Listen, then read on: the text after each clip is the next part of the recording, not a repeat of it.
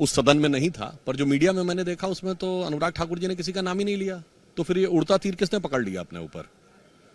इसके लिए हिंदी में एक कहावत होती है, इसे शब्दशः ना लिया जाए, मैं कैविएट लगा कह रहा हूं, किसी व्यक्ति के लिए शब्द नहीं प्रयोग कर रहा हूं। हिंदी में कहावत होती, चोर की दाढ़ी में तिनका, यानी कहा किसी और के लिए जाए और आदमी अपने आप अपने ऊपर मान ले।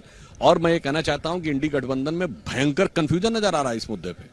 अखिलेश यादव जी बहुत आक्रोश में पूछते हैं, आप किसी की जात कैसे पूछ सकते हैं? फिर कहते हैं पूरे देश की जात पूछनी है। तो पहले मेरे भाई स्पष्ट कर दो, पूछनी है कि नहीं पूछनी है। और राहुल गांधी जी कहते हैं हम जनगणना करा के रहेंगे। दूसरी तरफ कहते थे बिहार में जो कास्ट सर्वे हुआ था, जनगणना नहीं, वो तो हमने कराया, तेजस्वी यादव जी से बयान दिलवा दें कि कांग्रेस ने कैनेप किया। और फिर आपकी जहां सत्ता है वहां क्यों नहीं करवा रहे? करवाइए हिमाचल में, करवाइए तेलंगाना में, जहां इंडी गठबंधन की सरकारें, पंजाब में, बंगाल में क्यों नहीं करवा रहे मेरे भाई? और कर्नाटक में तो हुआ रखा है, आंकड़ा क्यों नहीं जारी कर रहे हैं? इसीलिए कहना कुछ और करना कुछ और विपक्ष का मूल मंत्र है, एक्चुअली में एक प्रतिस्पर्धा चल रही है विपक्ष में कि संसद के अंदर बवाल कौन ज्यादा कर सकता है।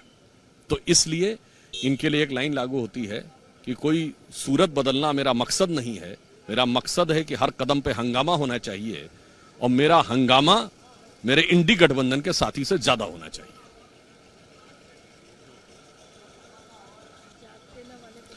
तो जो वो कह रहे हैं कि जाति के विषय के ऊपर उनको लग रहा है कि उनके लिए अपशब्द कहे गए, तो मैं पूछना चाहता हूं इसी सदन में खड़े होकर, अनुराग ठाकुर जी ने बिल्कुल सही कहा, RG1 सितंबर 1990 में मंडल कमीशन का विरोध करते हुए राजीव गांधी जी ने कहा कि कांग्रेस पार्टी जात पात में विश्वास नहीं करती, और उन्होंने कहा कि ये कम्युनल अवार्ड की तरह है ब्रिटिश टाइम के, ये तक उन्होंने वर्ड यूज किया।